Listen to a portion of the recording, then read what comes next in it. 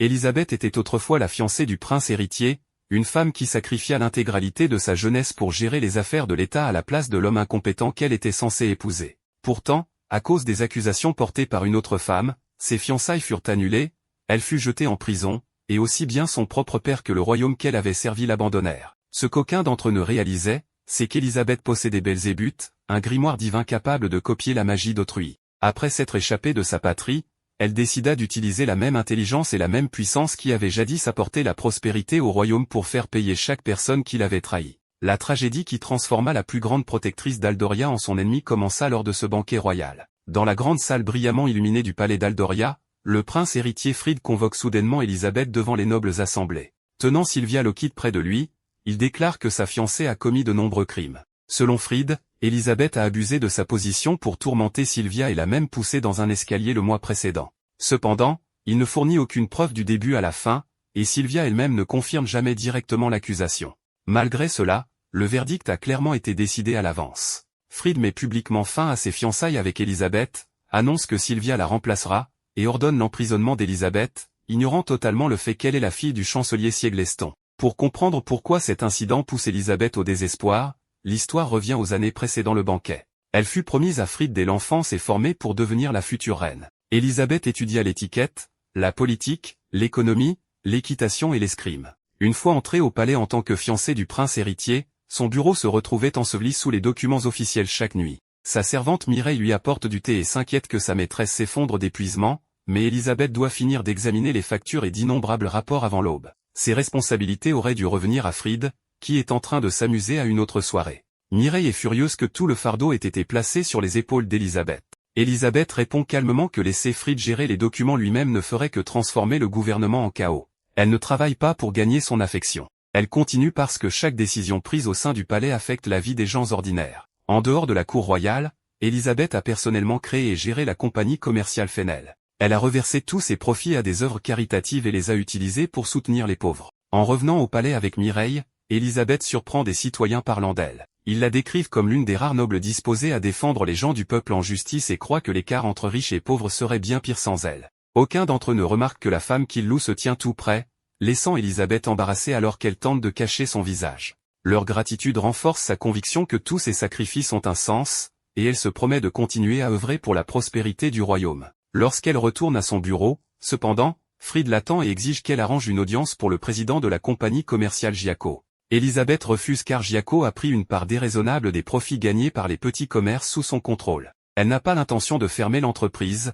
mais elle veut que la famille royale émette un avertissement officiel et suspende temporairement l'accès de Giaco à la cour jusqu'à ce que ses pratiques s'améliorent. Fried se moque que les petites entreprises soient exploitées. Il se soucie uniquement du fait que sa réputation pourrait souffrir parce qu'il soutient publiquement Giaco. Il exige de savoir pourquoi Élisabeth ne peut pas simplement obéir à son futur mari. Bien que sa patience soit presque épuisée, Élisabeth lui rappelle que même un petit scandale peut endommager la crédibilité de la famille royale, et que lorsqu'un pays traverse des difficultés, les citoyens ordinaires souffrent toujours en premier. Après le départ de Fried, elle demande à Roberto de le surveiller de près et d'empêcher des personnes dangereuses de le manipuler. Même après avoir été insultée, Élisabeth continue de protéger l'homme qu'elle est censée épouser. Peu de temps après, Élisabeth reçoit enfin un rare jour de repos loin du travail. La calèche est préparée, et Mireille porte déjà un panier pour leur sortie. Leurs projets disparaissent presque immédiatement lorsque le père d'Élisabeth arrive. Sieg explique qu'un sommet d'urgence entre plusieurs royaumes est convoqué à cause d'une nouvelle menace de monstres. Le roi doit partir le lendemain matin, et Sieg doit l'accompagner en tant que chancelier. Pendant ce temps, la célébration de la Fondation nationale d'Aldoria aura lieu la semaine suivante. Des invités étrangers sont déjà en route vers la capitale, donc l'événement ne peut être reporté. Le roi confie donc à Élisabeth l'entière responsabilité de l'organisation du banquet royal. Son jour de repos tant attendu est annulé avant même d'avoir commencé. Élisabeth regarde les vêtements qu'elle avait enfilés et le panier dans les mains de Mireille, puis accepte une fois de plus une tâche dans laquelle elle n'a pas le droit de commettre la moindre erreur. Les dirigeants d'Aldoria sont devenus si dépendants de sa compétence que le royaume peut à peine fonctionner sans elle. Pendant les préparatifs du banquet, Élisabeth se tient près d'une fenêtre avec Mireille et aperçoit Fried enlaçant intimement Sylvia dans la cour. Sylvia est la fille adoptive de la maison Lockit. Sa manière directe et son refus de se montrer intimidée en présence des nobles en ont rapidement fait le centre de l'attention, attirant finalement le prince héritier lui-même. Mireille ne comprend pas pourquoi Élisabeth reste calme, mais Élisabeth n'est pas jalouse. Elle s'est toujours attendue à ce que Fried prenne d'autres partenaires et considère l'acceptation de cette possibilité comme faisant partie de son devoir en tant que future reine. Lorsqu'elle convoque plus tard Sylvia pour une conversation, Elisabeth remarque un bleu sur la jambe droite de la jeune femme. Sylvia prétend qu'elle s'est probablement blessée accidentellement. Elisabeth ne la menace pas et ne lui ordonne pas d'éviter Fried. Elle demande simplement à Sylvia de limiter les interactions trop familières avec des personnes extérieures, car les rumeurs entourant son comportement pourraient nuire tant au prince héritier qu'à la réputation du pays. Sylvia baisse poliment la tête et accepte. Mais dès qu'elle quitte la pièce, elle se met à pleurer dans le couloir. Fried arrive à ce moment précis. Sylvia prétend immédiatement que sa jambe lui fait mal et le laisse la soutenir. Quand le prince héritier demande ce qui s'est passé, elle répond seulement que tout est de sa faute. Fried remarque le bleu et demande ce qu'Elisabeth lui a fait. Sylvia n'accuse jamais directement Elisabeth. Elle évite simplement de répondre et le supplie de ne pas parler ainsi. Son silence permet à Fried de créer l'accusation lui-même, tandis que le faible sourire qu'elle affiche dans ses bras suggère qu'elle comprend parfaitement la conclusion vers laquelle elle l'a guidée. Rien de ce qui est montré pendant l'incident ne prouve qu'Elisabeth ait poussé, frappé ou blessé Sylvia de quelque manière que ce soit. Lors du banquet royal qu'Elisabeth a personnellement organisé alors que le roi et le chancelier étaient absents, Fried transforme la grande salle en un procès public de sa fiancée. Il répète la rumeur selon laquelle Sylvia serait tombée dans l'escalier, accuse Elisabeth de nuire à la réputation du prince héritier, et prétend qu'elle a tenté d'assassiner la femme qu'il aime. Elisabeth demande la possibilité de s'expliquer, mais Roberto la saisit par les épaules et la force à s'agenouiller devant la foule. Même l'ambassadeur impérial aux cheveux roux, Lucas Lebric, est choqué par ce spectacle désordonné. Fried ne donne à Elisabeth aucune chance de contester les accusations. Il annule leur fiançailles, ordonne son arrestation, et annonce immédiatement Sylvia comme sa prochaine fiancée. En quelques minutes, la femme qui gérait le gouvernement, bâtissait une grande compagnie commerciale et organisait l'intégralité du banquet royal et transformée en criminelle sur la scène même qu'elle avait préparée. Sylvia reste timidement aux côtés de Fried. La nouvelle de l'incident parvient au sommet international. Le roi Blas Aldoria traite son fils de fou avec colère et a d'abord l'intention de rentrer pour enquêter. Sieg, cependant, prétend calmement que sa fille devrait être capable de résoudre la situation elle-même. Il argumente que si Elisabeth ne peut pas surmonter cette crise, alors elle est indigne de devenir l'épouse du prince héritier. Plutôt que de défendre la victime d'une injustice flagrante, son propre père transforme la situation en une épreuve supplémentaire. Le roi accepte inexplicablement ce raisonnement. Un mois passe, et Elisabeth reste emprisonnée. Sa cellule est encore remplie de livres et de documents gouvernementaux, car elle continue d'accomplir les devoirs des personnes qui l'ont abandonnée. Lorsque Mireille lui rend secrètement visite, Elisabeth lance un sort de magie noire qui empêche les gardes de réagir et permet à sa servante d'entrer. Mireille rapporte qu'aucun message, aucune aide, aucun soutien n'est arrivé ni du roi ni de Sieg pendant le mois entier. Elisabeth comprend enfin que les deux hommes s'attendent véritablement à ce qu'elle nettoie le désastre créé par Fried. La situation empire encore lorsque Fried accuse Elisabeth de trahison, ordonne une enquête sur la compagnie commerciale Fenel, et fait pression sur les marchands et les nobles sous son influence pour voter un transfert de propriété. Fenel est devenu une force majeure au sein de l'économie d'Aldoria. Si Fried en prend le contrôle, le réseau qu'Elisabeth a créé pour protéger les travailleurs et les citoyens pauvres deviendra une arme politique pour la faction du prince héritier. Même emprisonnée et faussement accusée, la première préoccupation d'Elisabeth reste le nombre de personnes qui souffriront si elle ne fait rien.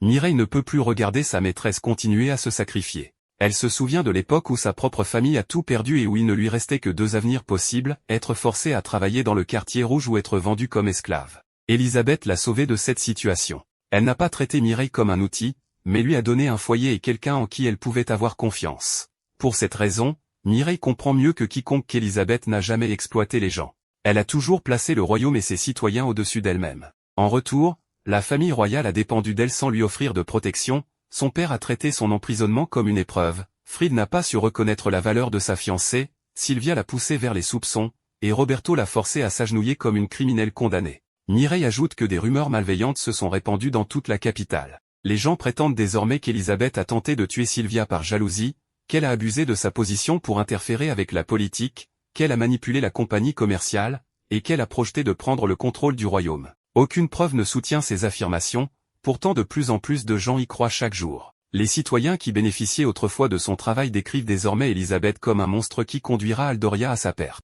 En larmes, Mireille admet qu'elle ne peut pas pardonner aux gens qui ont trahi Elisabeth, y compris le royaume lui-même. Pour la première fois, Elisabeth ne cherche pas immédiatement une autre raison d'endurer les mauvais traitements. Elle repense à tout ce qu'elle a sacrifié, une enfance entièrement consumée par les études, d'innombrables nuits sans sommeil, chaque jour de repos annulé, tous les profits qu'elle a donnés aux pauvres, et le moment où elle a été forcée de s'agenouiller alors que personne ne la défendait. Sa dévotion ne lui a rien rapporté d'autre que l'emprisonnement, de fausses accusations, et l'abandon par les personnes qu'elle voulait protéger. Élisabeth remercie Mireille de lui avoir enfin ouvert les yeux. La magie jaillit de son corps et détruit une partie du mur de la prison, mais elle ne s'échappe pas immédiatement. Au lieu de cela, elle déclare qu'elle quittera le pays dans 5 jours et demande à Mireille d'organiser une rencontre avec une personne précise. Concernant la compagnie commerciale Fenel, Élisabeth ordonne à ses gens de coopérer publiquement avec les représentants envoyés par Fried. Pendant ce temps, ses partisans les plus loyaux doivent secrètement se retirer d'Aldoria, préserver leurs forces et attendre des instructions supplémentaires. Plusieurs agents resteront dans la capitale pour collecter des informations. Par ses ordres, Élisabeth commence discrètement à déplacer l'ensemble de son réseau hors du contrôle du prince héritier. Mireille accepte la mission, puis rappelle à sa maîtresse de réparer le mur. Élisabeth révèle enfin son artefact divin. Tout être vivant possède du pouvoir magique, mais seuls ceux qui endurent un entraînement extrême peuvent le cristalliser en un artefact divin. Celui d'Élisabeth prend la forme de Belzébuth, l'un des 7 grands grimoires. Il enregistre la magie d'autres personnes et lui permet d'utiliser ses sorts elle-même. Élisabeth a une affinité naturelle avec la magie de l'eau, mais Belzébuth lui donne accès à d'autres éléments. Le sort sombre qui a neutralisé les gardes en est un exemple. Elle active maintenant Mur de pierre, faisant voler chaque morceau brisé du mur de la prison à sa place initiale jusqu'à ce qu'aucune trace des dégâts ne subsiste. 5 jours plus tard, Élisabeth crée une poupée de glace identique à elle-même et la laisse assise dans la cellule. Elle utilise ensuite Illusion pour dissimuler à la fois elle-même et Mireille. L'imitation reste derrière les barreaux tandis que la véritable Élisabeth enfile un manteau et entre dans la ville de nuit. En sortant, elle entend personnellement des citoyens l'accuser d'avoir prétendu se soucier des pauvres pour son profit personnel, de comploter pour voler le royaume, et de mériter l'exécution. Élisabeth ne discute pas avec eux. Elle continue simplement à marcher. La personne qu'elle a arrangé de rencontrer est Lucas le Brick, ambassadeur de l'Empire de Utia. Lucas a déjà conclu qu'Aldoria a jeté son plus grand atout stratégique. La plupart des réalisations du royaume au cours des dernières années ont été possibles grâce à Élisabeth. Même à 10 ans, elle a conçu une stratégie qui a causé de lourdes pertes à l'Empire pendant une guerre. Une femme d'une telle capacité a maintenant été déclarée criminelle par Fried sans preuve. À ce moment, quelqu'un déguisé en roi d'Aldoria arrive pour rencontrer Lucas au milieu de la nuit. Le déguisement se dissout, révélant Élisabeth et Mireille. Élisabeth explique que se faire passer pour le roi était le moyen le plus simple de passer les gardes, puis demande directement l'asile au sein de l'Empire de Utia. Lucas suggère que la situation pourrait encore changer lorsque le roi et Sieg reviendront. Élisabeth répond qu'elle est épuisée. Fried et Sylvia ne sont pas les seules personnes qui l'ont trahi. La famille royale, son propre père, et les citoyens qui ont accepté les accusations sans preuve l'ont tous abandonné également. Lucas avertit qu'Aldoria souffrira inévitablement après son départ. Élisabeth le comprend mieux que quiconque, mais demande calmement pourquoi cela devrait encore la concerner. Elle a dédié sa vie entière au royaume et à son peuple. Ils ont traité cette dévotion comme sans valeur, donc elle n'a plus aucune responsabilité de continuer à les protéger. Quand Lucas demande ce qu'elle a l'intention de faire après avoir reçu l'asile, Élisabeth retire sa bague de fiançailles. La glace se répand sur leur tandis qu'elle ferme la main et la broie en morceaux. Elle déclare qu'elle ne pardonnera jamais aux gens qui l'ont trahi. Désormais, elle dirigera toute sa colère vers le pays qui a dépendu de ses capacités puis l'a rejeté. Après avoir broyé sa bague de fiançailles, Élisabeth précise à Lucas qu'elle ne demande pas à Utia d'envoyer directement son armée contre Aldoria. Ce dont elle a besoin, c'est de la puissance militaire de l'Empire derrière elle. Une fois qu'elle aura détruit son ancienne patrie, elle cédera une portion des bénéfices à l'Empire. Avant d'accepter la proposition, Lucas exige qu'Élisabeth s'installe dans le territoire Le Brick et vive sous sa surveillance.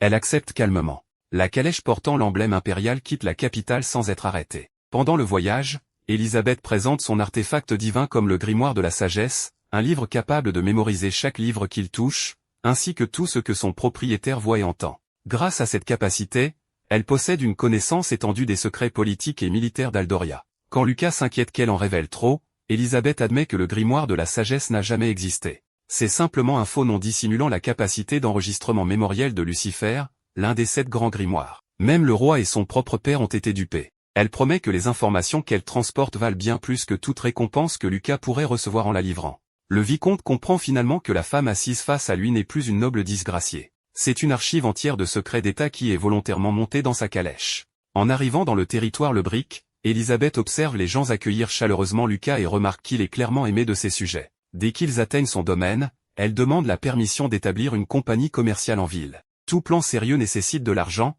et la détermination seule ne peut financer la vengeance. Lucas sait qu'elle a autrefois géré une grande organisation commerciale et donne son accord. Cependant, lorsqu'Élisabeth demande un prêt de 100 pièces d'or, son expression devient immédiatement celle d'un auditeur examinant un compte suspect. Anticipant son inquiétude, elle présente un contrat magique. En 1 an, elle doit rembourser le double du montant. Si elle échoue, elle sera vendue comme esclave, et Lucas pourra garder le produit de la vente ou revendiquer la propriété sur elle directement. Les conditions feraient abandonner immédiatement toute personne ordinaire, mais Elisabeth n'hésite pas. Elle déclare que dans un an, elle couvrira la table devant lui d'or. Sa nouvelle compagnie n'a pas encore de produit, mais elle a déjà garanti un rendement de 5%. Si l'entreprise échoue, sa fondatrice devient l'actif liquidé. Avec son capital de départ limité, Elisabeth achète une maison en ruine pour l'utiliser comme siège. Mireille regarde les fenêtres brisées, les planches pourries et les pièces couvertes de poussière et se demande si elles ont acheté un bureau ou un site archéologique. Elisabeth est satisfaite car le bâtiment entier n'a coûté qu'une pièce d'or. Quand Mireille proteste qu'un tel endroit ne convient pas à une dame noble, Elisabeth lui demande d'arrêter d'utiliser l'ancien titre. Elisabeth Leston a été abandonnée à Aldoria. Dans cette nouvelle terre, elle vivra sous le nom d'Elisabeth Lay. Changer de nom ne prend que quelques secondes. Nettoyer le bâtiment sera clairement un projet bien plus long. Une semaine plus tard, la maison abandonnée est devenue la compagnie commerciale traître. Mireille revient avec une liste de nobles influents. Elle s'attend à ce qu'Elisabeth reprenne le commerce de cosmétiques qui avait fait le succès de sa précédente compagnie, mais Elisabeth explique qu'elle manque de la main-d'œuvre et de l'équipement nécessaire pour fabriquer des produits de luxe. Leur premier produit ne sera donc rien de plus qu'un savon rose. Après l'avoir testé, Mireille réalise immédiatement que sa qualité dépasse largement celle du savon ordinaire, bien qu'elle doute encore qu'un produit aussi simple puisse générer l'énorme fortune dont elles ont besoin. Elisabeth explique que le savon n'est que le coût d'ouverture. Il est facile à produire et accessible à bien plus de gens que les cosmétiques coûteux. Elle a besoin de plus que du profit immédiat. Elle a besoin de clients, de protecteurs et de connexions capables d'ouvrir des portes pour ses plans ultérieurs. C'est aussi la raison pour laquelle Mireille a rassemblé des informations sur les personnes influentes. Après avoir sélectionné leur première cible, Elisabeth se rend à la chapelle de l'église Libris. Elle rencontre le père Louis et lui demande poliment de prier pour le succès de son entreprise. Sa présentation est si innocente que personne n'imaginerait qu'elle a récemment offert sa propre liberté comme garantie pour un prêt commercial. Au moment où Louis commence à discuter avec elle, plusieurs enfants entrent en courant et annoncent fièrement qu'ils ont gagné une pièce ce jour-là. Le prêtre les remercie et leur rappelle gentiment qu'il a actuellement une visiteuse. Après le départ des enfants, Louis explique que l'église gère un orphelinat dans le bâtiment voisin. Elisabeth dit avoir entendu les enfants rire en approchant de la chapelle. Son attention se tourne immédiatement vers l'institution.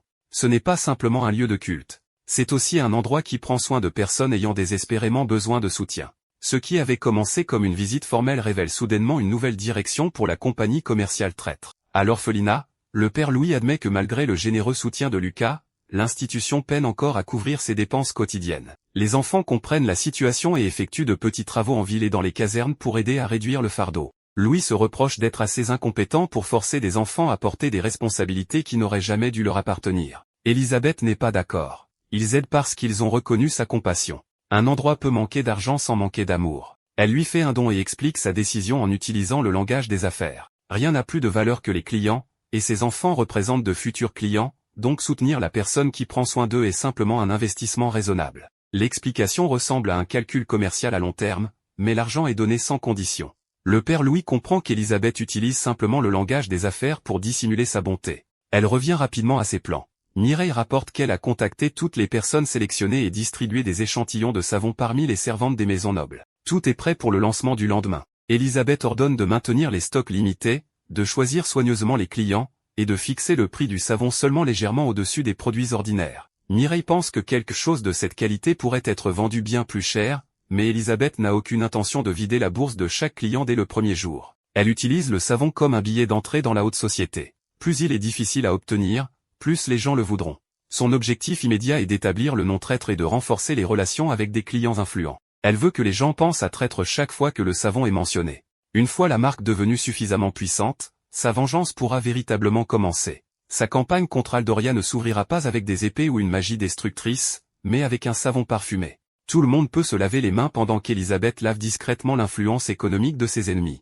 3 mois plus tard, les ventes de savon continuent d'augmenter régulièrement. Les calendriers de production d'eau de rose, de lotion et de shampoing sont complètement remplis, tandis que de nouveaux clients arrivent chaque jour après avoir entendu parler des produits. Le savon a à peine commencé à fondre que l'argent commence à affluer. Malgré cela, Elisabeth refuse de vendre sans discernement. Chaque client est d'abord enquêté, et seuls ceux sans connexions inquiétantes reçoivent un approvisionnement limité. Une partie des profits est séparée et donnée au père Louis et à d'autres institutions caritatives. Elisabeth construit un réseau d'influence tout en soutenant des endroits que la société avait précédemment ignorés. Pendant un repas en extérieur, elle décide que la réputation de traître est désormais assez solide pour commencer à préparer un profit bien plus important. Mireille rapporte que la compagnie commerciale Gazal n'a fait aucun mouvement suspect. Elisabeth lui ordonne de continuer la surveillance et souligne que la formule du savon doit rester protégée car c'est actuellement leur principale source de revenus. Mireille répond que la formule est en sécurité dans le coffre-fort de la compagnie. Leur conversation supposément privée est juste assez forte pour atteindre Glanz, qui est assis tout près et écoute attentivement chaque mot. Au siège de Gazal, le président de la compagnie est furieux parce que Traître gagne plus de clients chaque mois. Ses subordonnés argumentent que leur rival n'est qu'une petite compagnie qui opère depuis 3 mois et que la baisse des ventes de Gazal se limite aux cosmétiques. Le président comprend que le problème a grandi bien au-delà de quelques savons. Traître limite délibérément ses produits et sélectionne ses clients. Les gens qui sont refusés critiquent ensuite les produits de Gazal et exigent que la compagnie vende les produits de sa rivale à la place. Plus grave encore, la plupart des clients choisis par Elisabeth possèdent une influence considérable parmi la noblesse. Attaquer Traître maintenant reviendrait à transformer toute une liste de clients puissants en ennemis. Au moment même où le président arrive à une impasse, Glanz apparaît et est immédiatement critiqué pour n'avoir précédemment rien accompli. Il rapporte précipitamment que Traître stocke sa formule dans un coffre-fort. Le président développe instantanément un plan. Il va voler la formule et prétendre que Gazal a acquis le savon Traître par un réseau de distribution secret. Puisque la marque rivale a déjà établi sa réputation, Gazal pourra revendre le produit à plusieurs fois le prix d'origine et garder tous les profits. L'idée de voler le travail de quelqu'un d'autre et de se présenter comme un génie commercial le remplit d'excitation. Malheureusement pour lui, à l'instant où il a entendu parler du coffre-fort, il avait déjà commencé à creuser sa propre tombe. Après avoir congédié Glanz, le président de Gazal continue de rire et rejette Elisabeth et Mireille comme des amatrices. Pendant ce temps, un rapport de renseignement régulier arrive à Traître depuis la capitale aldorienne. Mireille révèle que Sylvia Lockit a officiellement été reconnue comme fiancée du prince héritier Fried. Le rapport inclut une image du couple entouré de fleurs et de félicitations publiques. Elisabeth appelle immédiatement le nom de Mireille. Ce qui s'est passé à Aldorian n'est plus simplement une rumeur ou une mise en scène du banquet. La position qui lui appartenait autrefois a maintenant été légalement transférée à Sylvia. La dette entre Elisabeth et son ancienne patrie reste complètement impayée. Mireille apporte d'autres nouvelles, un mandat d'arrêt officiel a été émis contre Elisabeth.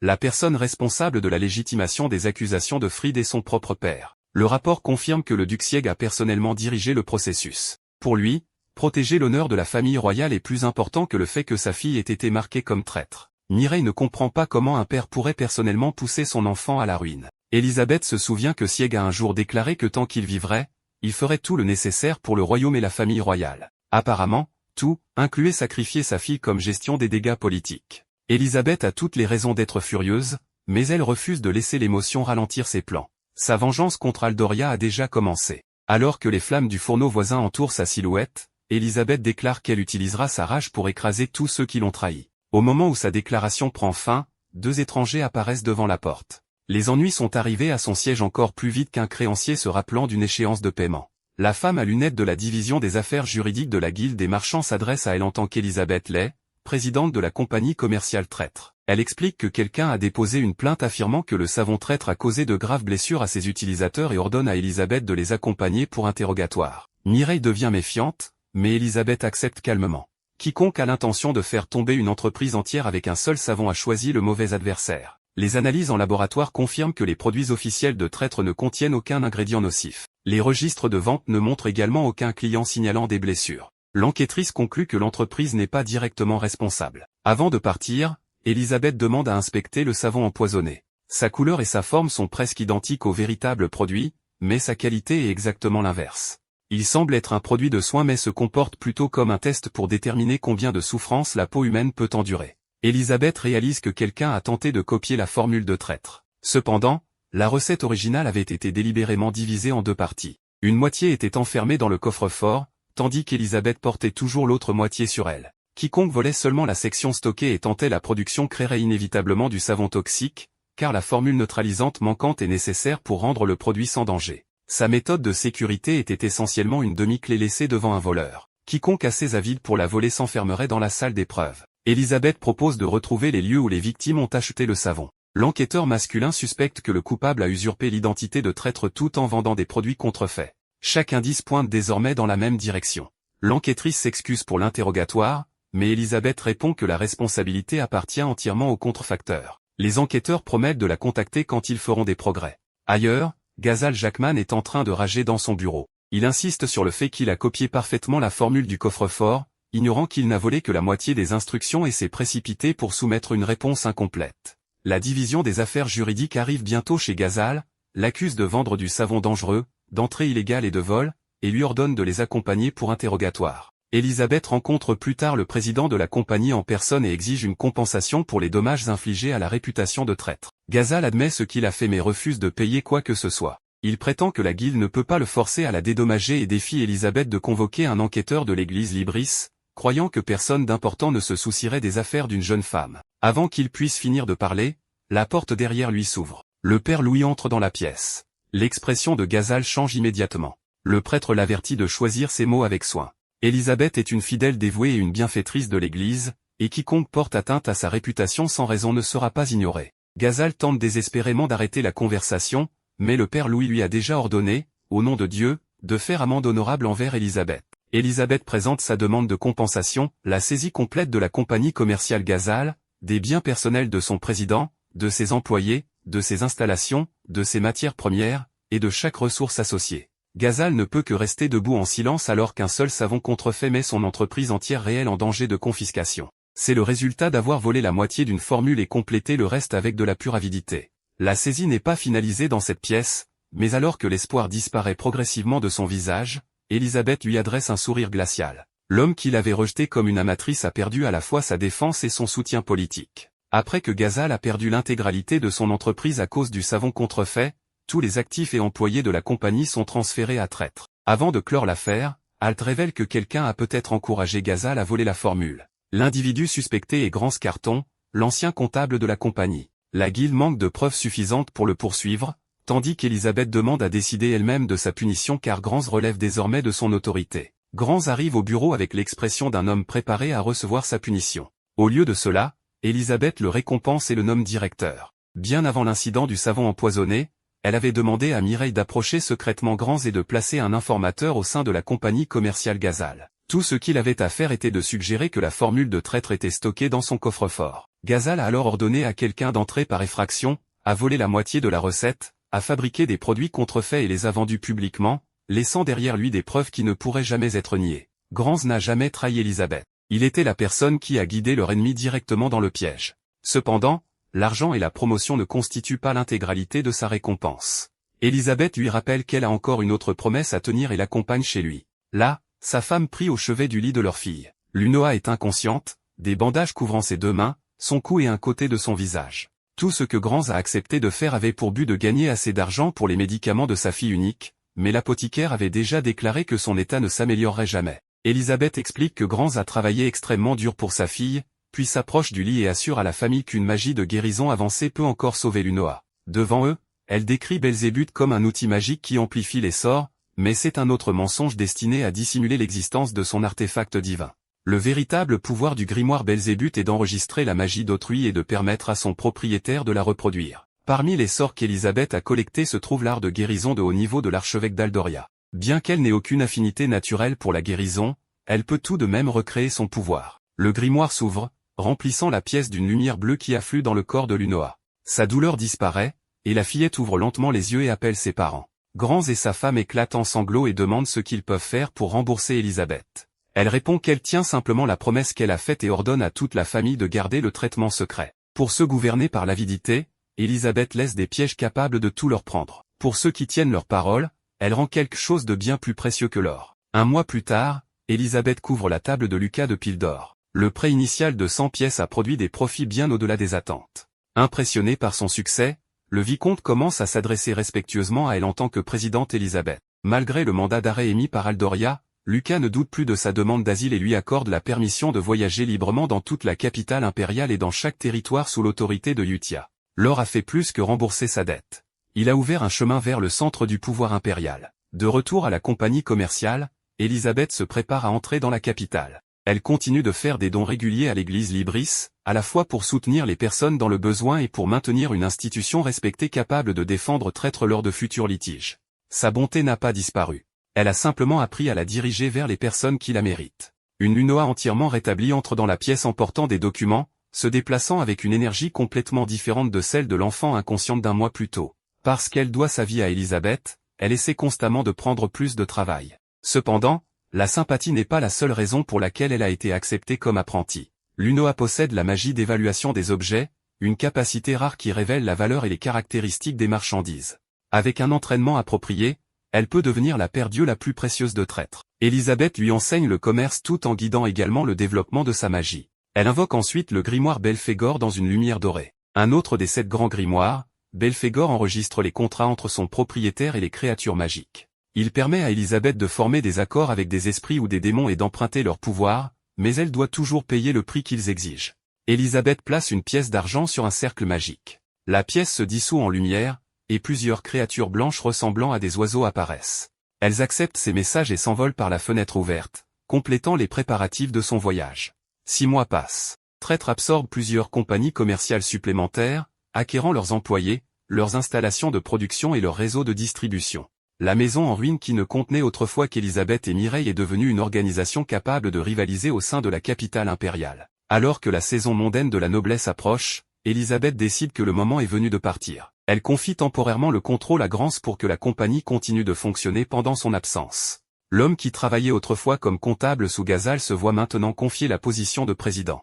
Grance est stupéfait par la responsabilité, mais Elisabeth l'assure qu'elle a observé ses capacités assez longtemps pour lui faire confiance. Après lui avoir assigné un secrétaire pour l'assister, Elisabeth part pour la capitale avec Mireille et l'UNOA. Le voyage servira également de première leçon pratique pour l'UNOA. Elisabeth veut qu'elle observe le cœur de l'Empire, où l'argent, le statut et les relations personnelles se meuvent ensemble. Un marchand compétent ne peut pas regarder uniquement le produit. Elle doit comprendre ce que la personne derrière l'achat désire véritablement. Leur calèche emprunte un chemin forestier plein d'ornières et sans presque aucun signe de patrouille régulière. Elisabeth a à peine commenté la mauvaise sécurité quand un groupe de bandits bloque la route. Leur chef voit 3 femmes et une jeune fille et suppose qu'il a trouvé une cible facile. Il leur ordonne de remettre chaque objet de valeur en échange de leur vie. Elisabeth dit à Mireille de rester à l'intérieur et de protéger l'UNOA, puis descend seule. Avant que le bandit puisse finir de rire, un sort de glace sans incantation met l'un de ses compagnons inconscient. Le groupe panique en réalisant qu'il fait face à une puissante mage et se précipite pour l'empêcher de lancer un autre sort. Elisabeth dégaine immédiatement son épée et remarque froidement que traiter avec des gens comme eux ne nécessite pas de magie. Elle esquive leurs attaques, contre-attaque, et vainc rapidement l'ensemble du groupe. Le chef tombe à genoux et se rend, prétendant qu'il était autrefois un fermier qui ne pouvait plus survivre après avoir payé ses impôts.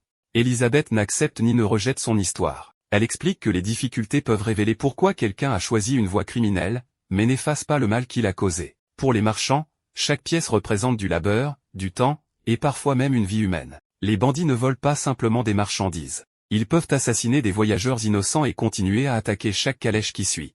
Elisabeth refuse donc d'épargner le chef simplement parce qu'il s'est rendu. Elle élimine la menace devant l'UNOA et dit à la fillette de se souvenir de ce qu'elle a vu. Les bandits doivent être traités comme des monstres. Leur permettre de retourner sur la route par compassion mal placée peut faire payer le prix à une famille innocente plus tard. L'UNOA est effrayée par la détermination d'Elisabeth, mais c'est précisément la leçon qui est enseignée. La bonté ne signifie pas permettre à quelqu'un de continuer à nuire à des innocents. Elisabeth peut utiliser la magie de guérison pour sauver un enfant, et elle peut utiliser une épée pour arrêter quelqu'un qui survit grâce au sang et au labeur d'autrui. Peu après, la calèche rencontre une religieuse debout au milieu de la route demandant qu'on la prenne en route. La femme se présente sous le nom de Tida, une religieuse itinérante se dirigeant vers la capitale qui est épuisée d'avoir trop marché. Elisabeth l'autorise à monter dans la calèche. Quand l'UNOA demande ce que fait une religieuse itinérante, Elisabeth explique qu'elle voyage à travers des régions reculées dans le cadre de leur formation religieuse, fournissant gratuitement de la magie de guérison aux communautés locales, en particulier les endroits sans médecins ni guérisseurs formés.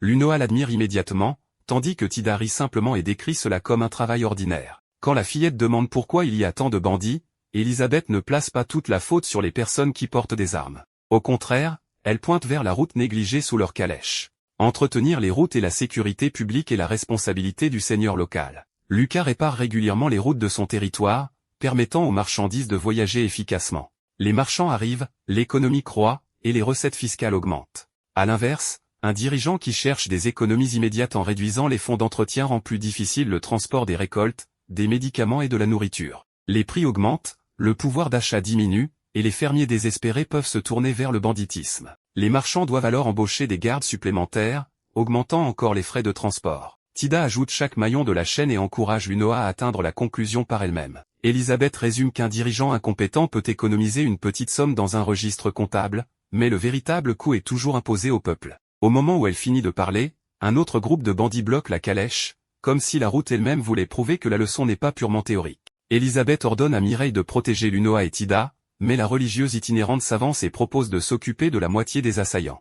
Elisabeth regarde son expression joyeuse et son bâton de bois et décide que tuer des gens devant une fidèle de Libris pourrait être inapproprié. Les capturer demandera plus d'efforts, mais elle accepte à contre-cœur. Elisabeth crée des anneaux de lumière sous ses adversaires et les neutralise rapidement tous sans leur ôter la vie. De l'autre côté, Tida charge les bandits en brandissant son bâton avec une telle force qu'Elisabeth commence à se demander si sa propre retenue était nécessaire. Un bandit conscient demande si Elisabeth est une sorte de pacifiste. Tida se demande aussi si elle s'est retenue uniquement parce qu'une religieuse était présente. Elisabeth admet qu'elle voulait simplement éviter de créer une scène excessivement brutale devant une représentante de l'Église, puis remet les criminels entravés à Tida. Un bandit supplie désespérément pour obtenir grâce et lui rappelle que l'Église Libris donne aux pécheurs la possibilité de se repentir. Tida explique solennellement que tous les humains commettent des erreurs, et que ceux qui regrettent sincèrement leurs actes peuvent recevoir le pardon de Dieu. L'espoir apparaît dans les yeux de l'homme jusqu'à ce qu'elle ajoute que les bandits ne sont pas considérés comme des êtres humains, puis reprend à battre l'ensemble du groupe avec son bâton.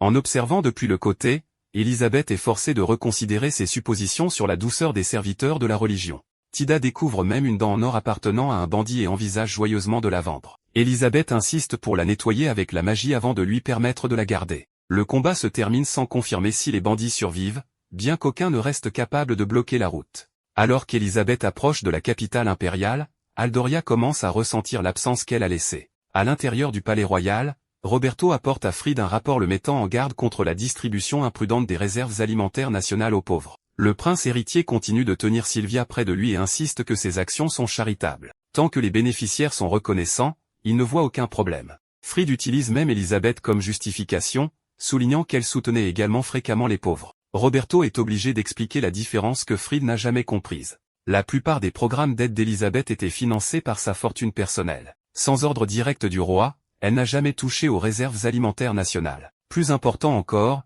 Elisabeth ne distribuait pas simplement de la nourriture pour recevoir des louanges. Elle créait des emplois pour que les pauvres puissent gagner des revenus stables et subvenir à leurs besoins par eux-mêmes, car la charité temporaire ne peut résoudre la pauvreté à sa source. Fried n'a copié que la surface visible de ses actions tout en utilisant des ressources appartenant au pays entier et en ignorant les conséquences. Quand Roberto avertit que les réserves de céréales seront bientôt vides, Fried ne tente pas de corriger la politique. Il ordonne immédiatement l'arrêt de toute aide et déclare froidement que les pauvres peuvent tout simplement mourir de faim. Roberto tente de s'opposer, mais Fried lui ordonne de se taire avant de quitter la pièce avec Sylvia.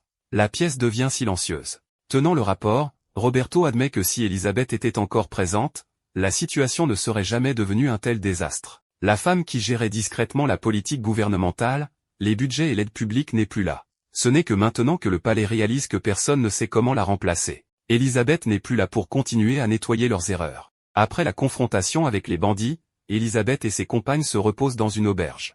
Tida vide une tasse après l'autre et continue de commander plus d'alcool. Quand Elisabeth demande si une religieuse devrait vraiment boire autant, Tida explique sérieusement que l'alcool est aussi une eau de vie accordée par Dieu. Rejeter un tel don la placerait sûrement à un plus grand risque de punition divine. Tida annonce fièrement qu'elle a vendu les objets de valeur pris aux bandits pour un prix impressionnant et offre à Elisabeth la moitié de l'argent. Elisabeth refuse sa part et dit à Tida de tout garder comme don à l'église. La femme qui brandissait son bâton sans hésitation fond immédiatement en larmes, jette ses bras autour d'Elisabeth et la loue comme une fidèle véritablement dévouée. Elisabeth lui demande maladroitement de la lâcher parce que Tida pleure et s'essuie le nez contre elle en même temps. Lunoa observe que la présidente Elisabeth semble véritablement heureuse. Mireille explique qu'Elisabeth devait autrefois rester constamment sur ses gardes. Au palais, il n'y avait personne auprès de qui elle pouvait se détendre. Même une petite erreur pouvait être transformée en arme contre elle. Ce n'est que récemment qu'Elisabeth a commencé à sourire naturellement et à profiter du temps passé avec des personnes qui n'exigent pas qu'elle reste parfaite. Quitter Aldoria a donné à Elisabeth plus que la liberté de chercher vengeance. Cela lui a rendu la partie de sa vie que la responsabilité avait volée. Aux côtés de Mireille, Lunoa et Tida, elle peut simplement être Elisabeth, une personne à qui il est permis de profiter de petits moments de bonheur. Au même moment, dans le jardin du palais d'Aldoria, Fried se plaint que les imbéciles qui l'entourent ont épuisé sa patience. Il dit que le simple fait de regarder Sylvia suffit à apaiser toute sa frustration. La femme aux cheveux roses sourit et se rapproche, continuant de servir d'endroit où le prince héritier fuit ses responsabilités. Aucun des deux ne remarque une autre femme qui observe depuis les ombres. Roselia Fadgal observe le couple avec un mépris ouvert. Elle ne croit pas qu'Elisabeth soit le monstre décrit par la propagande royale. Elle ne voit qu'un idiot détenant le pouvoir et remarque discrètement qu'Elisabeth mérite la pitié. Après un long voyage le long de routes envahies de bandits, la calèche d'Elisabeth aperçoit enfin les murailles de la capitale impériale de Utia au-delà des arbres. Lunoa est assise à l'avant tenant les rênes, les épaules raides de peur de commettre une erreur. Tida est assise à côté d'elle et lui conseille de se détendre car l'anxiété du conducteur se transmet aux chevaux.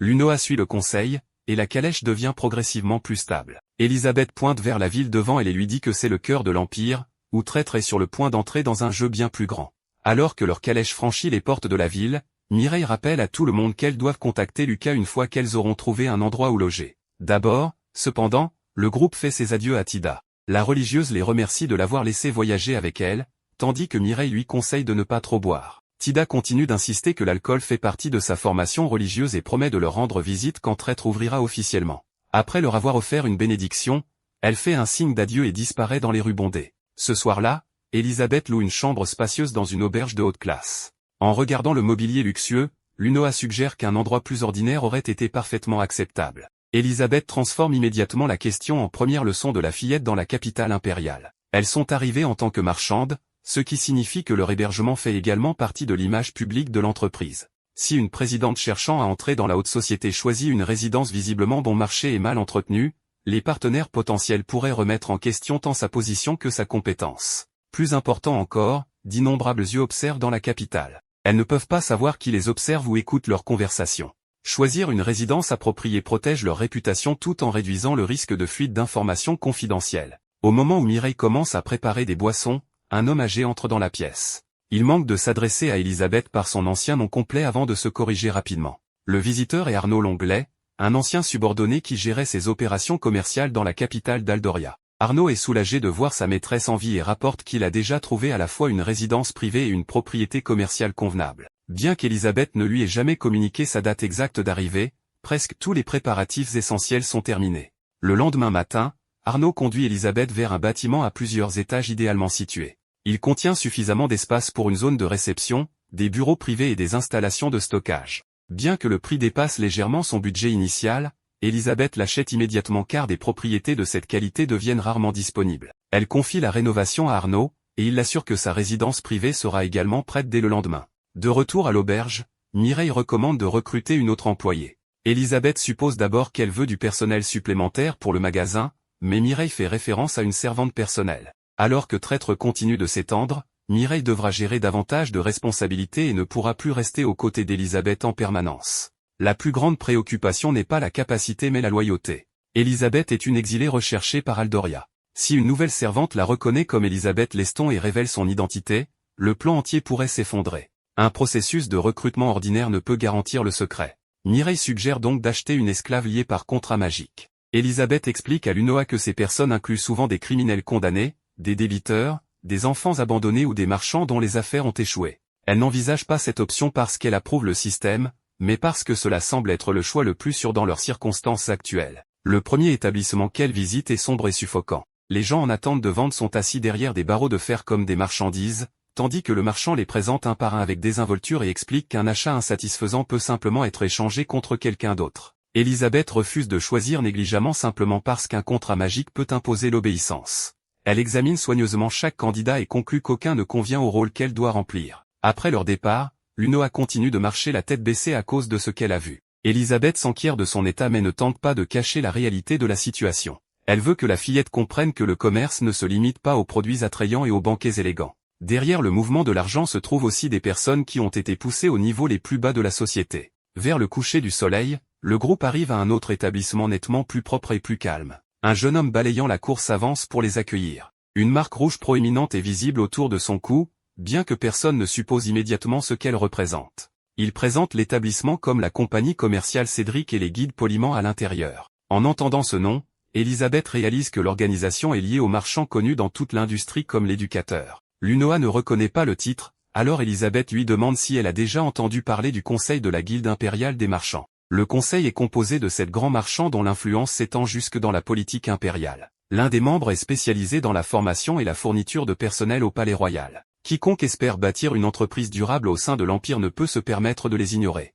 Une simple recherche de servante est donc devenue la première rencontre directe d'Elisabeth avec le plus haut niveau du pouvoir commercial. Le directeur de l'établissement se présente comme Cédric Ruin et reconnaît immédiatement Elisabeth comme la présidente de Traître. Quand elle demande comment il l'a identifiée, Cédric explique ouvertement que son entreprise s'est développée bien trop rapidement pour passer inaperçue. La nouvelle du succès de Traître dans le territoire Le Brick est déjà parvenue jusqu'à la capitale. Elisabeth maintient une expression calme, mais elle comprend que les plus grands marchands de l'Empire ont commencé à l'observer. Cédric devine correctement qu'elle a besoin de quelqu'un capable de gérer ses affaires personnelles tout en accompagnant le groupe à travers plusieurs territoires. Elisabeth confirme que la race est sans importance. Elle valorise l'endurance, l'adaptabilité et la fiabilité. En attendant une candidate, Cédric leur montre les installations de formation. Selon leurs aptitudes, les personnes qui s'y trouvent étudient l'arithmétique, la lecture, l'écriture, la cuisine, la couture et les arts martiaux. Un instructeur est devenu esclave à cause de dettes impayées, mais son talent pour les mathématiques lui permet désormais d'enseigner à d'autres élèves. Cédric pense que traiter les gens uniquement comme des outils impose une limite immédiate à la valeur qu'ils peuvent créer. Il investit dans leur éducation, leur santé et leurs capacités. Ses prix sont donc plus élevés que ceux des autres établissements, mais ses clients reçoivent des personnes correctement formées. Elisabeth comprend immédiatement sa philosophie car elle ressemble aux principes qu'elle utilisait en gérant Fenel et Traître. Un profit durable nécessite de développer les gens plutôt que de simplement les exploiter. Cédric est ravi qu'elle reconnaisse la valeur de son approche, et ses louanges directes laissent Elisabeth brièvement embarrassée. La candidate présentée devant elle est Micha-t-elle, une jeune femme cadquin si nerveuse lors de sa première rencontre avec une cliente qu'elle peut à peine parler sans bégayer. Cédric admet que Micha a peu d'expérience pratique en service personnel, mais ses résultats de formation sont excellents. La force naturelle et l'endurance des cadquins lui permettront de supporter de longs voyages. Elle n'est pas assez compétente pour travailler comme garde professionnelle, mais elle peut se défendre. Pour Elisabeth, c'est un avantage significatif. Quiconque voyage à ses côtés doit faire plus qu'organiser des vêtements et des emplois du temps. Il doit aussi être capable de survivre quand la calèche rencontre un danger. Elisabeth ne demande pas d'autres candidates et choisit immédiatement Micha. Cédric commence la procédure de contrat magique, transférant la propriété de lui-même à Elisabeth Lay. La marque sur le collier de Micha brille, confirmant que la transaction est complète. Avant qu'elle ne parte, Cédric lui dit de servir fidèlement sa nouvelle présidente. Micha se met à pleurer en le remerciant pour le temps qu'il a passé à prendre soin d'elle et à la former. Sa réaction démontre que Cédric n'a jamais traité ceux sous son autorité comme des marchandises jetables. Il lui souhaite sincèrement le bonheur, tandis qu'Elisabeth dit à Micha qu'elle est également ravie de l'accueillir. Seulement 2 jours plus tard, Micha porte déjà un uniforme traître et a appris presque toutes ses fonctions. Tenant un carnet d'emploi du temps, elle rapporte qu'Elisabeth inspectera les rénovations du magasin le matin, suivi de 2 réunions et d'une négociation dans l'après-midi. Elisabeth n'offre qu'une seule correction, la prochaine fois, Micha devrait aussi préciser exactement qui assistera à chaque rendez-vous. Mireille confirme que la capacité d'adaptation de la jeune fille a dépassé toutes les attentes. Elisabeth continue de la guider pour qu'elle devienne un véritable membre de l'organisation plutôt qu'une simple servante. Pendant ce temps, Elisabeth et Lunoa inspectent plusieurs nouveaux échantillons de rouge à lèvres. Ce sera le premier produit que Traître lance dans la capitale impériale. Au moment précis où elles ont besoin d'une occasion de le présenter devant la haute société, Mireille arrive avec une invitation de Lady Mélanie, qui souhaite qu'Elisabeth assiste à un rassemblement de nobles dames. Elisabeth accepte immédiatement. Une salle remplie de personnes intéressées par les cosmétiques est la scène parfaite pour présenter un nouveau produit avant l'ouverture officielle du magasin. Au rassemblement, Lady Mélanie présente Elisabeth comme la présidente de la compagnie commerciale Traître du territoire Le Brick. Elle confirme aussi publiquement que chaque produit cosmétique qu'elle utilise actuellement a été créé par Elisabeth. L'approbation d'une femme aussi influente attire immédiatement les autres nobles dames autour d'elle. Elle loue la peau et l'apparence de Mélanie avant de demander où elles peuvent acheter les produits. Elisabeth les remercie de leur intérêt et explique que la succursale de la capitale est encore en préparation. Comme la capacité de production actuelle reste limitée, Traître fonctionnera initialement sur abonnement réservé aux membres. Elisabeth transforme l'adhésion en symbole de statut. Toute personne personnellement présentée par Mélanie recevra un accès prioritaire. Les personnes sélectionnées ont le sentiment d'avoir rejoint un groupe exclusif tout en devenant reconnaissantes envers la femme qui a ouvert cette porte pour elles. L'influence de Mélanie augmente, Traître obtient un réseau de clients précieux, et la relation entre l'entreprise et la noblesse se renforce. En échange du soutien de Mélanie, Elisabeth lui offre son tout nouveau rouge à lèvres en cadeau. Au moment où la couleur rose apparaît, elle capture l'attention de toutes.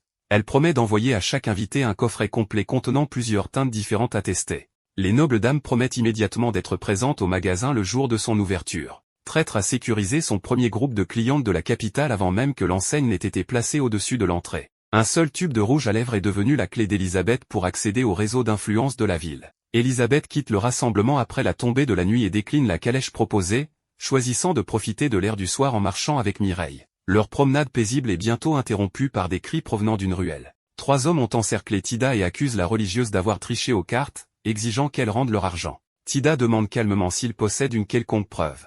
Le premier homme qui s'approche est immédiatement mis à terre par son sort de balle de neige, et les autres perdent rapidement la capacité de continuer à la poursuivre. Au moment où Elisabeth et Mireille arrivent, la confrontation est déjà terminée. Mireille observe froidement que Tida n'avait clairement jamais besoin d'être secourue. La religieuse manque d'admettre qu'elle a triché avant de se corriger rapidement et de prétendre qu'elle prêchait simplement l'amour de Dieu dans une taverne. Elle insiste même sur le fait qu'elle a utilisé cet amour divin pour arranger les cartes, bien que changer le nom ne transforme pas le jeu d'argent en charité. Quand Mireille continue de la questionner, Tida annonce soudainement qu'elle peut entendre des âmes malheureuses criant à l'aide ailleurs. Elle leur demande de ne pas signaler l'incident au temple et s'enfuit immédiatement. Ces brèves retrouvailles suffisent à assurer Elisabeth que la religieuse reste en parfaite santé et continue de créer des ennuis à sa manière bien distinctive. Tandis que Traître s'établit progressivement dans la capitale impériale, Aldoria continue de sombrer dans le vide laissé par Elisabeth. Le roi Blas convoque Roselia Fadgal et admet que la planification et la mise en œuvre des politiques se sont presque complètement arrêtées. Les affaires étrangères consomment la majorité de son temps, tandis que Fried n'accomplit rien d'autre que d'aggraver chaque problème. La femme qui gérait autrefois discrètement la quasi-totalité de l'administration intérieure a été expulsée du pays, et personne de capable de la remplacer ne reste. Roselia demande sans détour si on lui ordonne de reprendre la position de la femme que la famille royale a jetée. Blas qualifie immédiatement Elisabeth de traître et avertit Roselia de choisir ses mots avec précaution. Elle répond calmement qu'elle sera en effet extrêmement prudente, afin de ne pas être un jour accusée du même crime. Malgré son irritation, le roi doit admettre que personne d'autre n'est qualifié pour sauver la situation. En entrant dans le bureau, Roselia trouve des piles de documents couvrant l'intégralité du bureau. La quantité de travail inachevé à elle seule révèle combien de responsabilités Elisabeth portait auparavant. Roselia traite Fried de prince héritier inutile et suppose d'abord que la femme exilée doit être en train de rire alors qu'Aldoria sombre dans le désordre. Elle rejette immédiatement cette conclusion.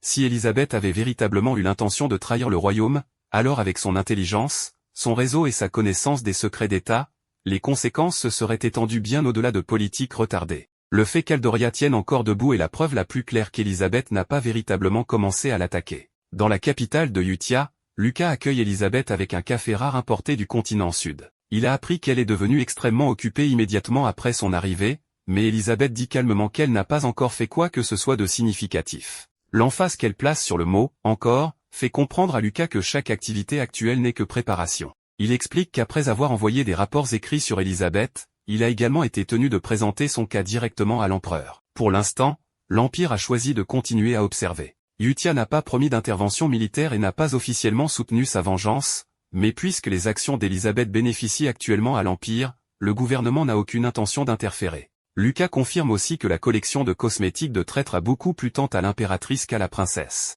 Elisabeth a conçu l'emballage elle-même, ce qui signifie que la marque détenue par une femme recherchée à Aldoria a déjà atteint la famille royale de Utia. Après avoir expliqué la position de l'Empire, Lucas demande directement comment Elisabeth a l'intention de se venger d'Aldoria. Le sourire courtois sur son visage devient progressivement glacial. Elle prend une rose rouge sur la table et explique que tout ce qu'elle a fait jusqu'ici ne représente que les coups d'ouverture. Établir un quartier général, recruter du personnel, approcher la... Cela reste élégant, presque comme un ornement de cristal, mais il ne reste plus aucune chaleur pour le royaume qui a dépendu d'Elisabeth puis l'a rejeté. Sa vengeance n'a pas véritablement commencé, mais elle a déjà ouvert toutes les routes menant vers ce jour. Tandis qu'Ellie place ses premières pièces sur l'échiquier dans la capitale de Utia utilisant les cosmétiques pour entrer dans la société noble et transformant discrètement les intérêts de l'Empire en armure la protégeant, Aldoria commence à payer le prix d'avoir chassé la femme qui maintenait autrefois la quasi-totalité du pays en fonctionnement. Dans le jardin du palais, Fried enlace encore Sylvia parmi les roses rouges et déclare qu'aucune fleur ne peut rivaliser avec sa beauté. Tandis que les deux échangent des compliments dramatiques d'un embarras consommé,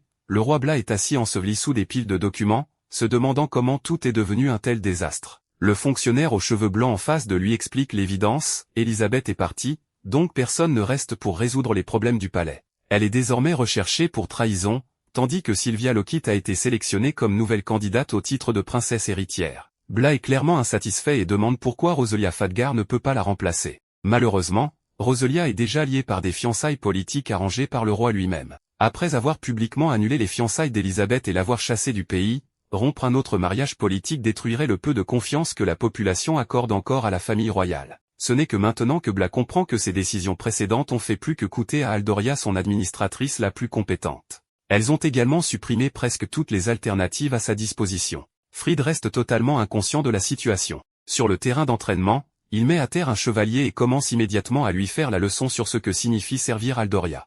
Le chevalier ne peut que s'incliner et s'excuser. Cependant, Une fois que le prince héritier se retourne, les autres admettent discrètement que le combat était arrangé. L'adversaire de Fried s'est délibérément laissé perdre parce que vaincre accidentellement le prince héritier pourrait résulter en une réaffectation dans quelque forteresse lointaine à la frontière. Sans son titre pour le protéger, Fried ne survivrait pas longtemps face au chevalier qui l'humilie constamment. L'un d'eux remarque que si le prince travaillait ne serait-ce que moitié aussi dur qu'Élisabeth l'a fait autrefois, il serait peut-être devenu respectable à l'heure qu'il est. Fried surprend la comparaison.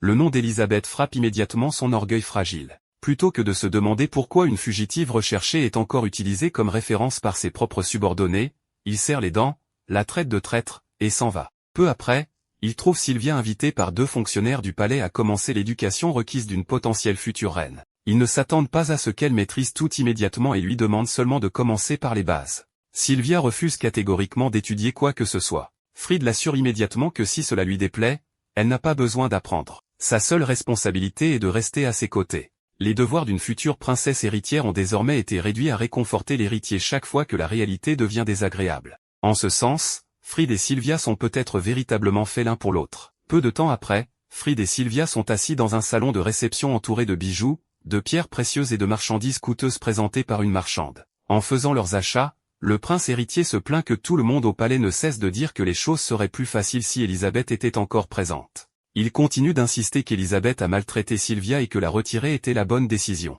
La marchande réalise rapidement que Fried désire quelque chose de bien plus que des bijoux, une occasion de prouver qu'il est supérieur. Elle suggère qu'il obtienne un exploit militaire et restaure son autorité, puisque les gens veulent naturellement un dirigeant assez puissant pour les protéger. Quand leur conversation se tourne vers l'empire de Yutia, la femme reconnaît qu'Aldoria ne peut pas ouvertement lancer une invasion.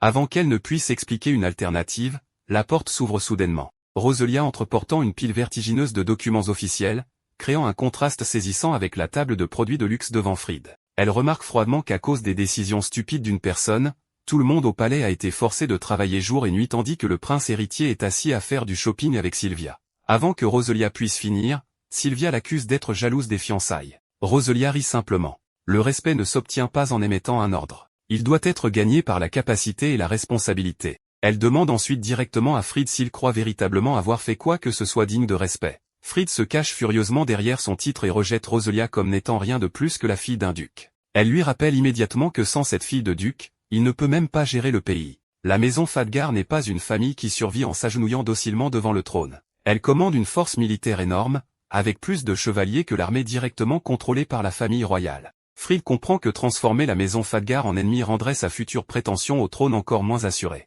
Malgré sa rage, il n'ose pas punir Roselia.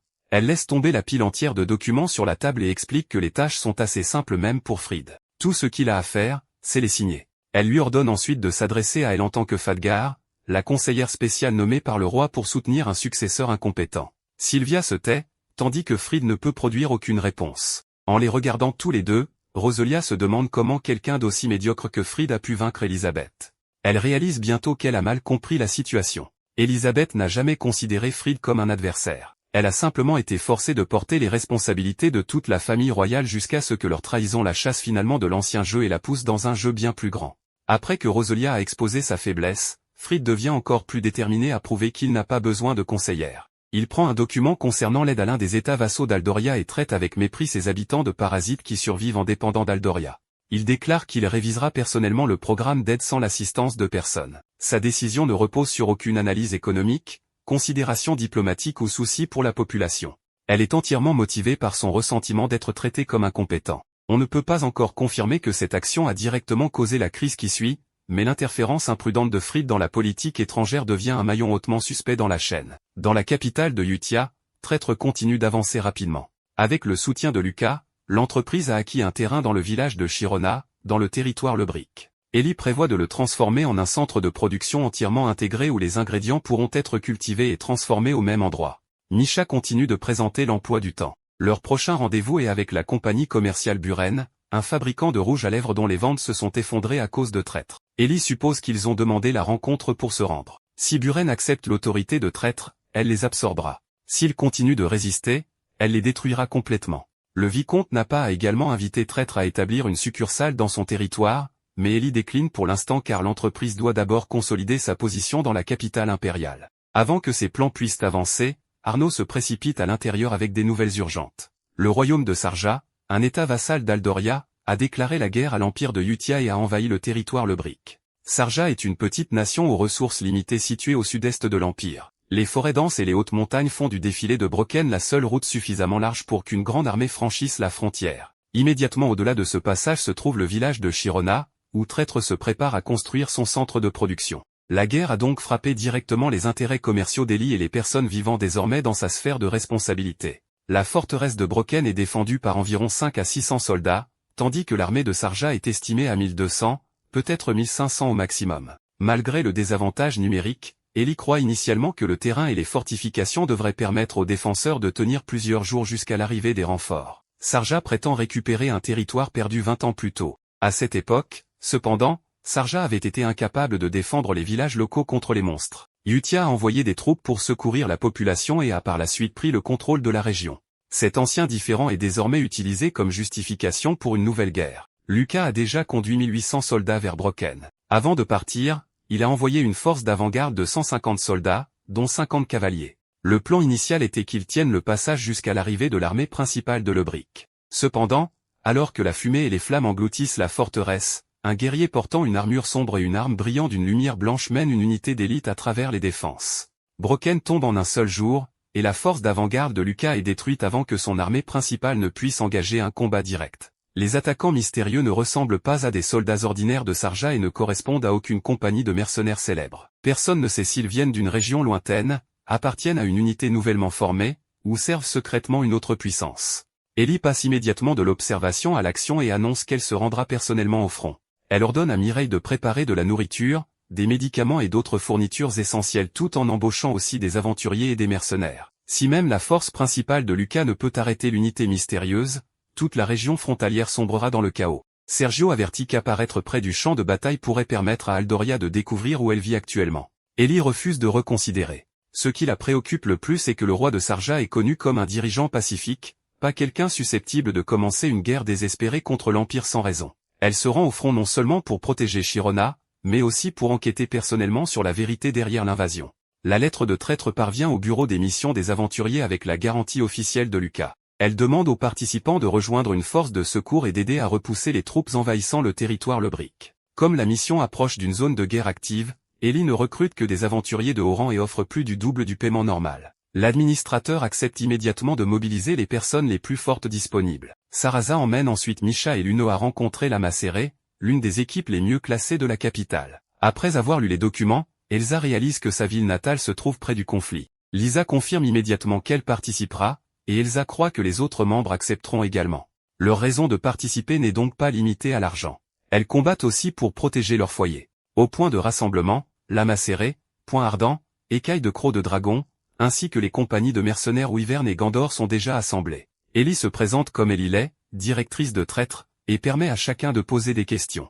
Elsa demande immédiatement pourquoi chaque personne a reçu l'instruction de ne porter que 2 jours de nourriture. Ellie reconnaît que l'inquiétude est raisonnable et décide de révéler une partie de son secret maintenant qu'ils sont alliés. Le grimoire Mammon apparaît dans un cercle magique violet, et Ellie retire une caisse de fourniture de son espace de stockage.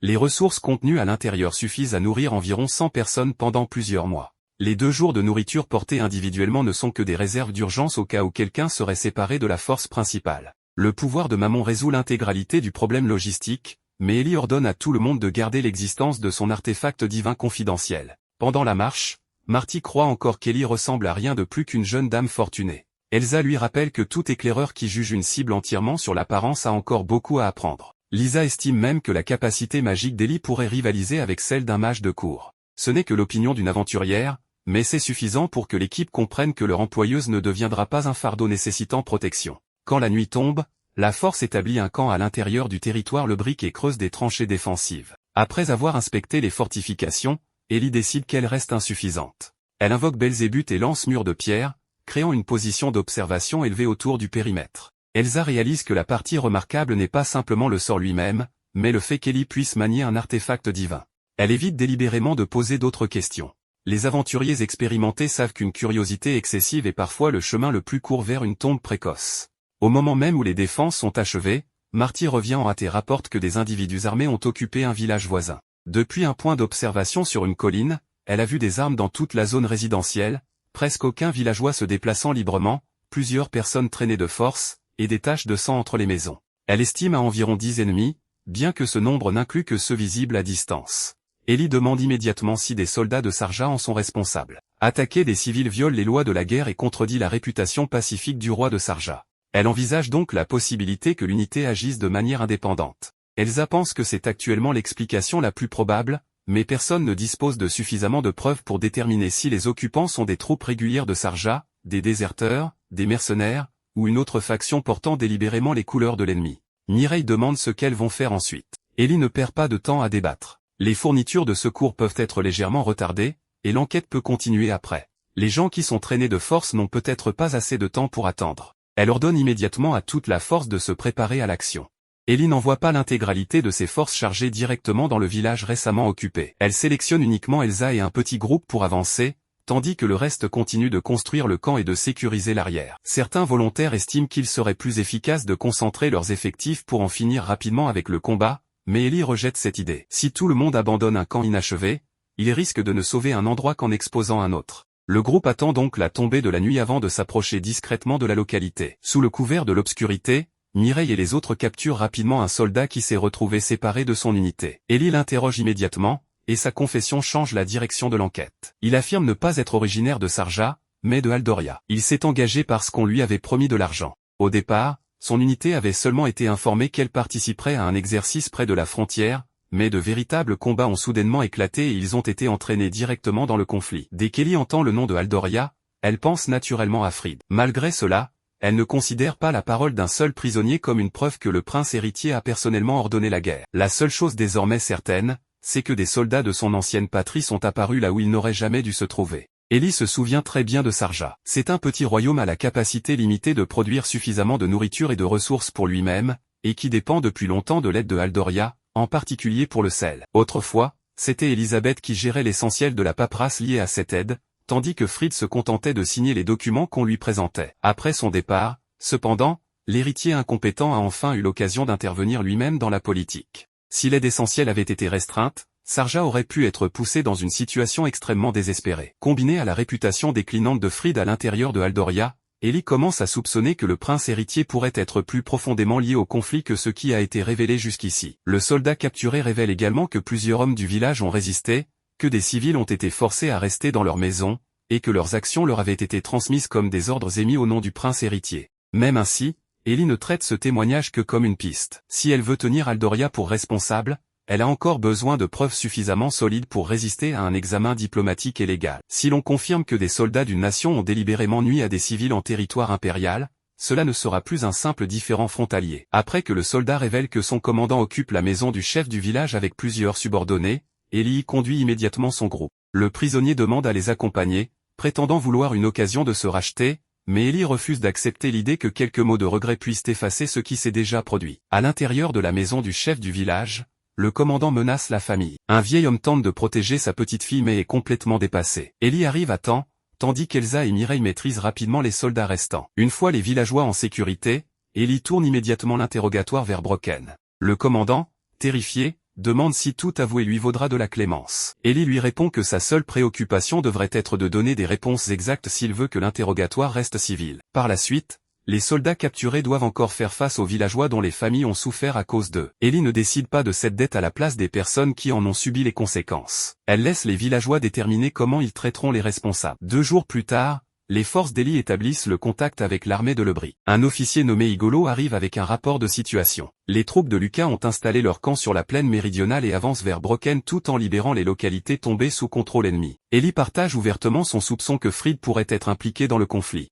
Lebris a déjà envoyé une protestation officielle à Aldoria, mais tout le monde comprend le même point crucial, ils peuvent fortement soupçonner le prince héritier, aussi stupide que dangereux, mais sans preuve directe. Aldoria peut nier toute responsabilité et tout mettre sur le compte de Sarja ou de forces prétendument agissant sans autorisation. Pour l'instant, l'armée de Lebris va poursuivre son opération militaire, avancer vers l'est, libérer les villages en chemin et reprendre la forteresse de Brocken. Ellie décide que sa force de volontaires les rejoindra et demande à Igolo de dire à Lucas qu'elle le retrouvera au front. Pendant qu'Ellie reste sur le champ de bataille, Traître doit continuer de fonctionner dans la capitale. Lunoa et les personnes restées sur place continuent d'inspecter les marchandises et de gérer les opérations quotidiennes de la compagnie. De mauvaises nouvelles arrivent, la plupart des fournitures que Traître avait envoyées vers la zone de secours ont été saisies par les forces de Sarja. Plutôt que de paniquer, l'UNOA se contente de dire à tout le monde de maintenir la compagnie en activité jusqu'au retour d'Eli. L'arrière-ligne ne porte peut-être pas d'épée, mais si la compagnie commerciale s'effondre, la ligne de front ne pourra pas non plus se soutenir longtemps. Lorsqu'Eli atteint le camp militaire principal, Lucas l'accueille personnellement et l'interroge sur le village occupé. Elle explique que la plupart des fournitures ont été confisquées, mais que par chance, aucun civil n'a été tué. Lucas est visiblement soulagé, car les pertes matérielles peuvent être remplacées alors que les vies humaines ne le peuvent pas. Ellie précise clairement que le responsable devra tout de même répondre de ses actes. Lucas invite des représentants de la force de volontaires à la réunion opérationnelle. Les éclaireurs confirment que Brocken se trouve juste devant eux et que son système défensif reste extrêmement solide. Un assaut direct de l'armée principale causerait de lourdes pertes, si bien que le plan change pour une infiltration limitée menée par des personnes capables de percer elles-mêmes les défenses. L'opération se déroulera sur 2 axes. Lucas et Dreg attaqueront depuis le sud, où sont concentrées la plupart des troupes régulières de Sarja, tandis qu'Ellie et Elsa s'infiltreront depuis le nord, où les éclaireurs ont identifié une unité de mercenaires d'élite. Les renseignements rapportent également que Aldoria a envoyé des renforts et que Fried est personnellement apparu sur le champ de bataille, accompagné de membres de la garde royale. Ellie choisit délibérément la route du nord, car c'est là que l'opposition la plus dangereuse est susceptible d'apparaître. Elle possède une magie puissante à grande portée, tandis qu'Elsa est l'une des aventurières les mieux classées de la capitale et manie un artefact divin. Même si elles ne peuvent pas remporter une victoire nette, les deux devraient tout de même être capables de battre en retraite. Lucas accepte le plan mais leur ordonne de privilégier la survie et de ne pas se pousser au-delà du raisonnable. Ellie accepte, puis place Mireille au commandement de ceux qui restent au camp. À la tombée du jour, Ellie et Elsa observent déjà les lumières en contrebas depuis un point élevé. Avant de se séparer, elles s'accordent sur une règle: pendant l'infiltration, quiconque participe activement au combat doit être neutralisé rapidement, mais les villageois et les civils non armés doivent être protégés. Certains d'entre eux pourraient simplement être des gens pris au piège au milieu du champ de bataille. L'obscurité dissimule leurs mouvements, et le raid commence. Ellie s'infiltre d'abord dans la zone contenant les prisonniers. Elle voit immédiatement des civils se tenant dangereusement près de soldats armés, y compris des adultes tenant de jeunes enfants. Une magie puissante pourrait facilement blesser des innocents, aussi réduit-elle délibérément sa puissance et utilise-t-elle pluie de glace et balles de glace pour neutraliser des positions individuelles. Les alarmes se propagent rapidement dans toute la zone. L'ennemi forme immédiatement des lignes de boucliers et établit une formation défensive. Il suffit d'un coup d'œil à Ellie pour reconnaître qu'il ne s'agit pas d'hommes armés au hasard. Leur discipline de bouclier et leur réponse face à une mage sont toutes deux raisonnablement professionnelles. Pourtant,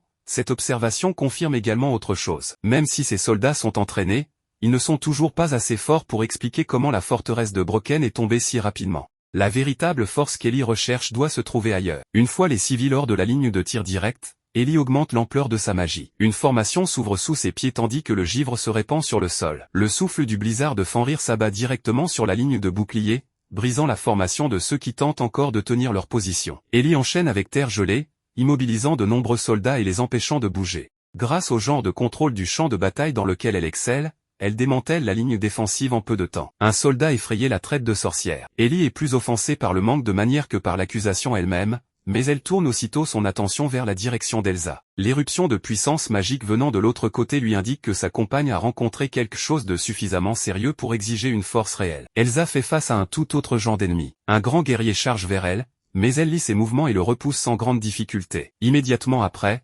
cependant, des combattants vêtus de sombre se déploient en encerclement. Leur objectif est de forcer Elsa à réagir constamment jusqu'à l'épuiser. Elle réalise rapidement que le commandant ennemi s'est véritablement exploité un avantage numérique. L'encerclement continue de se resserrer, et Elsa comprend que si elle continue à combattre selon le rythme imposé par l'ennemi, elle finira par être submergée. Elle active immédiatement l'artefact divin Spada della Fenice. Une énergie rouge-orangée jaillit autour de son corps et de son arme, augmentant considérablement ses capacités physiques et changeant complètement le rythme du combat. Ellie sent la puissance magique d'Elsa et comprend aussitôt que la véritable cible doit se trouver dans cette direction. Le commandant ennemi reconnaît également l'artefact divin mais ne se retire pas immédiatement. Il croit que sa supériorité numérique peut encore compenser la différence de force individuelle, si bien que la formation continue de presser vers l'intérieur. Le problème, c'est qu'Elsa est désormais assez puissante pour briser leur rythme. Une attaque après l'autre est repoussée, des brèches commencent à apparaître dans la formation, et c'est exactement à ce moment qu'Ellie arrive pour la soutenir. L'équilibre du combat bascule immédiatement. Affronter un utilisateur d'artefacts divins était déjà suffisamment difficile. Maintenant, Ellie est arrivée avec Beelzebub également. Le commandant refuse de transformer une bataille perdue en un dernier combat inutile. Il réévalue la situation et ordonne à son unité de changer de formation et de se retirer. Ellie dit à Elsa de bloquer leur voie d'échappement pendant qu'elle-même se rapproche personnellement du commandant. Pendant leur échange, elle remarque l'arme dans sa main. Ce n'est pas une épée ordinaire mais l'arme magique Flugel. D'après ce qu'Ellie en sait, Flugel est capable de trancher le mithril, bien que sa construction la rende relativement fragile. Plus important encore, les armes de ce type étaient autrefois entreposées dans le trésor d'une nation. Ce détail transforme l'épée en indice majeur. Une unité militaire non identifiée porte un objet associé à des ressources de niveau étatique. Le commandant est choqué qu'Ellie en sache autant sur Flugel et exige de savoir qui elle est réellement. Ellie répond calmement qu'elle n'est qu'une marchande. Cette réponse inoffensive ne lui apporte aucune information utile, et il n'a plus de temps pour enquêter. Sa priorité est de s'échapper. Au moment même où Ellie et Elsa s'apprêtent à fermer la voie restante, le commandant lance une bombe éclair qui inonde la zone de lumière blanche. Le bref instant d'ouverture suffit à activer un parchemin magique, permettant au groupe ennemi de quitter les lieux. Ellie reconnaît le mécanisme d'évasion mais ne peut l'arrêter à temps. L'unité d'élite la plus importante s'est échappée, et le commandant portant Flugel n'a pas été capturé. Leurs véritables origines demeurent donc inconnues. Militairement, cependant, le front nord a perdu la seule force capable de retarder sérieusement l'avancée. Peu après, la victoire est confirmée. L'armée de Lucas reprend la forteresse de Broken et chasse les forces de Sarja de la région. L'objectif immédiat a été atteint, mais le problème le plus difficile ne fait que commencer. Du point de vue de l'Empire Utia, ses sujets vivent sous la protection de l'empereur. Une nation étrangère ne peut pas envahir le territoire impérial, nuire à des civils, saisir des biens, puis s'attendre à ce que l'affaire s'arrête simplement parce que ses troupes se retirent. Dans des circonstances normales, l'Empire pourrait exiger des excuses et une compensation par la voie diplomatique. Le problème, c'est que Utia n'entretient aucune relation diplomatique directe avec Sarja. En même temps, les preuves reliant Aldoria au conflit restent insuffisantes pour déterminer qui a donné les ordres ou qui se trouvait derrière la mystérieuse unité d'Ellie. Ellie fait remarquer que s'il se contente d'attendre le long échange de documents officiels, quiconque est impliqué aura amplement le temps d'effacer les traces qui pourraient être utilisées contre lui. Ce n'est là que son évaluation, pas une preuve que Aldoria a déjà détruit des preuves. Lucas convient néanmoins que l'enquête ne peut pas rester bloquée. Il commence à préparer une réponse plus ferme, avancer en territoire de Sarja lui-même et forcer ses dirigeants à répondre directement. Avant que l'ordre puisse être donné, cependant, un officier se précipite dans la salle de stratégie avec une nouvelle qui change complètement la situation. L'armée de Sarja a hissé le drapeau blanc et demandé formellement à se rendre. Ce qui attire encore plus l'attention d'Ellie, c'est l'homme qui accompagne la délégation de reddition. Il se présente sous le nom de Robert Arty. Dès qu'elle entend ce nom, Ellie le reconnaît. C'est un garde royal au service du prince héritier Fried. Sa présence ne suffit toujours pas à prouver que Fried a ordonné à Sarja d'envahir, ni qu'elle prouve que Aldoria contrôlait la mystérieuse unité de mercenaires ou fournissait le Flugel. Mais un membre de la propre garde royale de Fried apparaissant aux côtés des forces de Sarja en train de se rendre constitue désormais un lien concret qu'on ne peut plus ignorer.